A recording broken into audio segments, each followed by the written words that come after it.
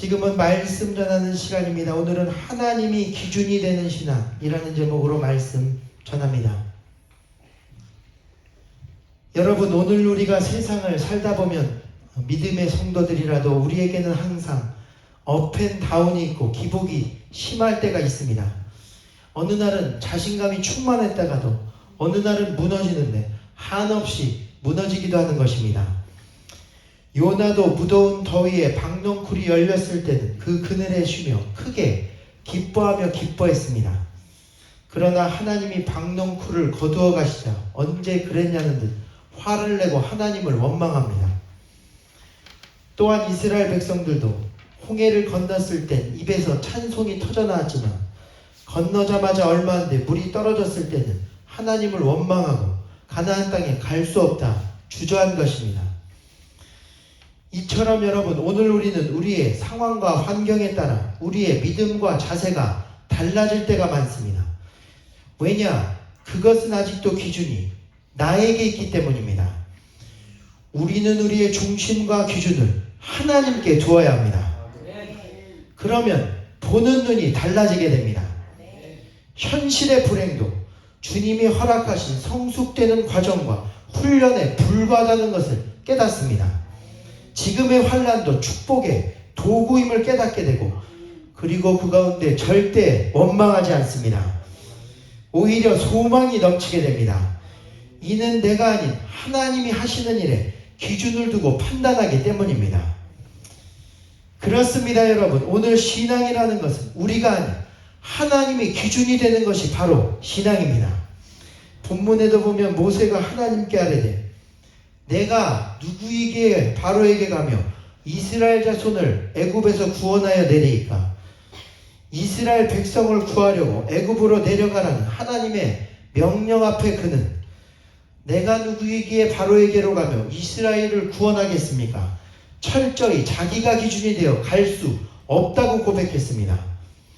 그러나 주님께서 말씀하신 것은 내가 반드시 너와 함께하리니 내가 그 백성을 애굽에서 인도하여 낸 후에 너희가 이 산에서 하나님을 섬기리라. 다시 말해, 내 기준에서는 안 되지만 하나님의 기준에서는 할 수 있다는 것입니다. 하나님은 강도도 들어 성자로 만드십니다. 상처와 장애를 가진 자도, 또한 죄와 절망의 늪에 빠진 자도 건져내어 하나님의 놀라운 일꾼으로 만드십니다. 조지 밀러는 방탕자였고 도박하다가 어머니 장례식장에도 가지 않은 폐륜아였습니다. 인간적 기준에선 구제가 불가능한 사람이었지만, 그러나 하나님은 그를 들어 고아들의 아버지로 만드셨고 평생에 5만 번의 기도응답을 해주셨습니다. 또한 아브라함도 그는 위협 앞에 아내도 버린 비겁한 사람이었습니다. 도저히 인간적으로 봐도 믿음의 조상이 될 만한 인물이 아니었습니다. 그러나 하나님께서 그에게 하신 말씀은 너는 내가 내게 보여줄 땅으로 가라. 내가 너로 큰 민족을 이루고 내가 내게 복을 줄 것이며 내가 내 이름을 창대하게 하리니 너는 복이 될지라. 영어로는 I will show you the land. I will make you a great nation. I will bless you. I will make your name great. 여기서 중요한 것은 내가 무엇을 잘하면이라는 말은 하나도 나오지 않습니다. 넌 그저는 내 명령대로 따르면 내가 알아서 하시겠다는 것입니다. 그러므로 오늘 우리는 이러한 하나님의 능력과 역사 위에 우리의 기준을 두어야 합니다. 하나님이 하시겠다는데 내가 내 생각과 판단에 따라 하나님의 능력을 제한해서는 안 됩니다. 오늘 본문 모세의 내가 무엇이기에 애굽으로 갈 수 있겠습니까? 라는 말도 겸손이라기보다는 아직도 자기가 기준이 되어 하나님의 능력까지도 제한하는 교만과 불신앙에 가까운 말이었습니다. 그러나 오늘 성경은 내 능력, 내 생각, 내 판단, 내 기준, 내 상황, 내 환경 바라보지 말고 믿음으로 하나님의 능력을 기준 삼아 저 애국 같은 세상을 복음으로 정복하고 사탄의 권세를 부수며 멸망하는 영혼 구원해 내라는 것입니다. 그렇습니다, 여러분. 오늘 하나님은 부족한 사람도 쓰셔도 하나님은 크신 일을 이루십니다. 우리 기준에는 죄 짓고 타락했으면 버릴 것 같은데도 하나님은 한 번 부르시고 택하신 사람은 절대 놓지 않으십니다. 그리고 그를 다듬어 만들어서라도 마침내 사용하십니다. 이사야서 43장 1절에 보면 그래서 이런 말씀이 나옵니다. 우리 한편 앞에 보여주시기를 바랍니다. 야곱아 너를 창조하신 여호와께서 지금 말씀하시느니라. 이스라엘아 너를 지으신 이가 말씀하시느니라. 여기서 야곱은 이스라엘의 예전 이름, 죄인되고 타락했을 때의 이름입니다. 그리고 그 다음 구절에 보면 너는 두려워하지 말라. 내가 너를 구속하였고 내가 너를 지명하여 불렀나니 너는 내 것이라. 내가 물 가운데 지날 때도 내가 너와 함께 할 것이라. 강을 건널 때에도 물이 너를 침몰하지 못할 것이며 내가 불 가운데도 지날 때도 타지 아니할 것이요 불꽃이 너를 사르지도 못하리니 대전하는 여호와 내 하나님이요 이스라엘의 거룩한 이요 내 구원자임이라. 내가 애굽을 너의 속량물로 구스와 스바를 너를 대신하여 주었노라. 내가 내 눈에 보배롭고 존귀하며 내가 너를 사랑하였은즉 내가 네 대신 사람들을 내어주며 백성들이 네 생명을 대신하리니 내 이름으로 불려지는 모든 자곧 내가 내 영광을 위하여 창조한 자를 오게 하라. 그를 내가 지었고 그를 내가 만들었느니라. 눈이 있어도 보지 못하고 귀가 있어도 듣지 못하는 백성을 이끌어내라. 여러분, 이 말씀이 우리에게 얼마나 은혜가 되는 말씀입니까? 얼마나 소망이 되는 말씀입니까? 하나님이 타락한 이스라엘을 버리지도 않을 뿐 아니라 함께하여 물 가운데도 침몰치 않으며 불 가운데도 타지 않을 것이며 눈이 멀고 듣지 못하는 불쌍한 영혼까지도 그를 통해 구원받는 큰 역사를 이루시겠다는 것입니다. 그런데 여기서 우리 넘겨주시고요. 야곱은 창조했고 이스라엘은 지었다, 만들었다 말씀했습니다. 잠시 설명드리면 창조와 지었다 두 단어가 구별되는데 히브리어로는 창조는 바라라는 단어로 주로 무에서 유로의 창조를 말합니다. 어머니 뱃속에서 우리를 창조하신 것을 의미합니다. 그리고 이스라엘을 짓다 해서 짓다라는 단어는 야찰이라는 단어로 우리가 주목해야 할 것은 바로 이 야찰이라는 단어입니다. 그 뜻이 특별한 목적에 따라 기존 사물을 새롭고 완벽하게 다시 만드는 것을 의미합니다. 다시 말해 과거의 너를 태에서부터 창조하시고 거듭나 예수를 믿고 크리스천까지 되게 만드신 분이 현재 너는 내 것이라 선포하셨고 하나님의 특별한 목적에 따라 너를 새롭고 완벽하게 다시 만드신다는 것입니다. 그러므로 여러분 우리는 두려워할 것이 없습니다. 걱정할 것이 없습니다.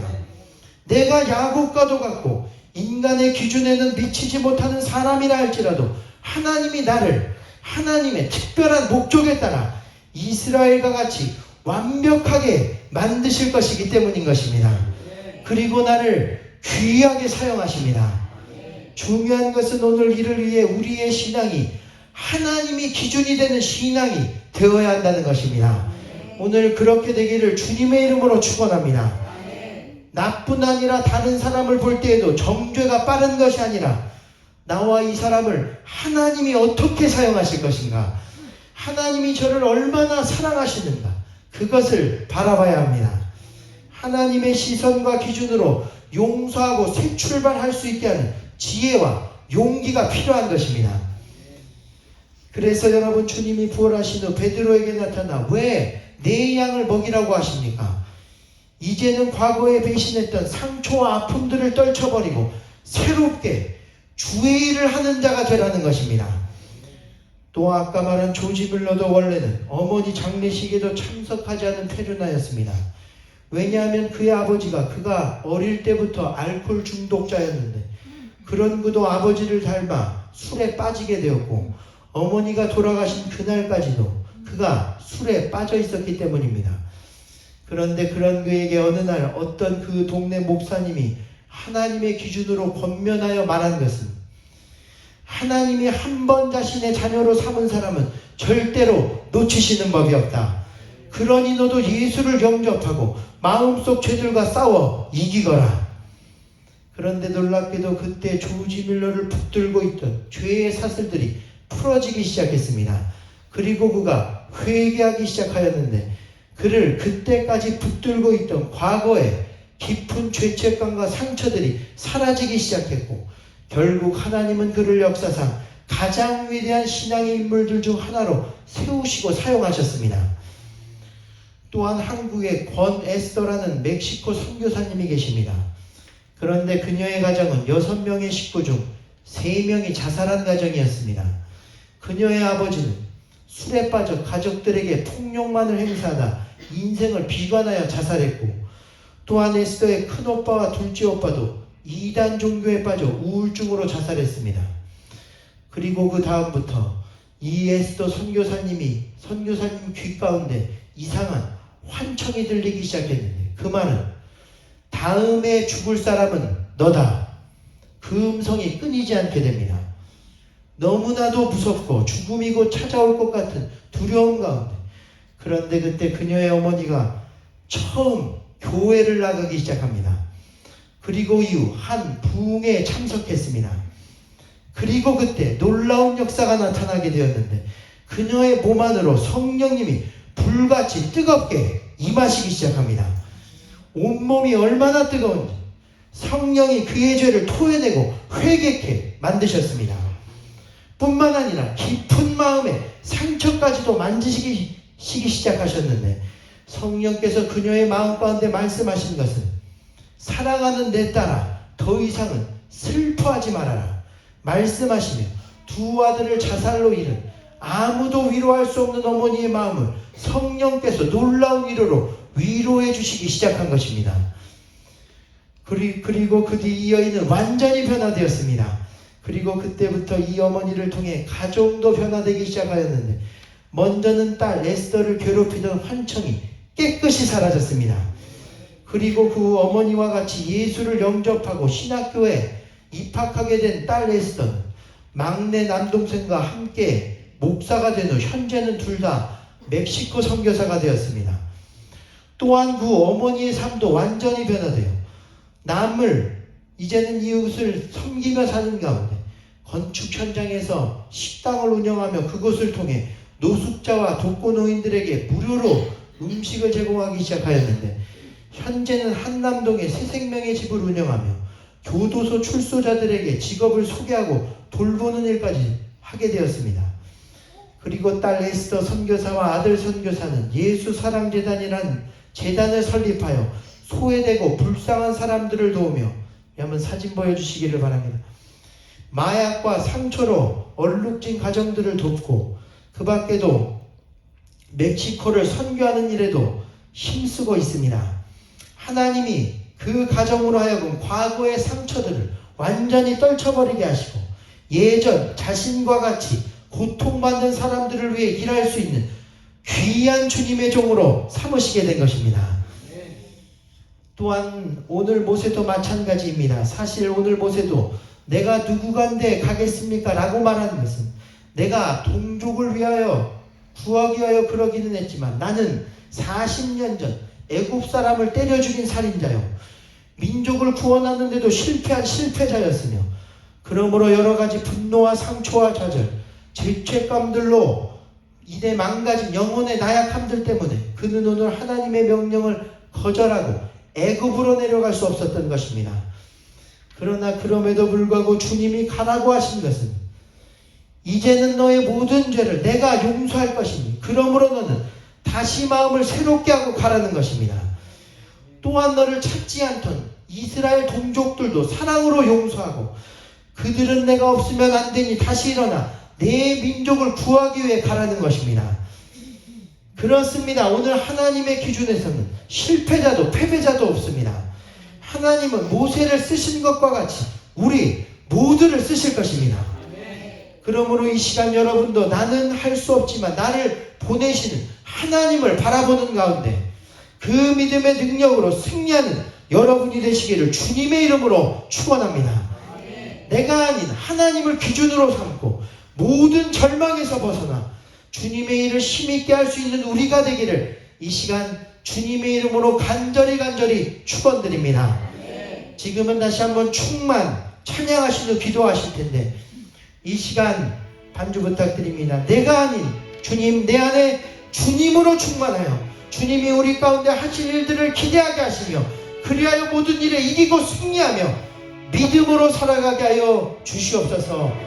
모든 것, 과거의 것들 떨쳐버리고 내 모습 내 환경 떨쳐버리고 주님, 나를 보내시는, 나를 부르시는 주님, 나를 만드시는 주님을 기준으로 삼아 그 주님을 붙들고 살아가게 하여 주옵소서.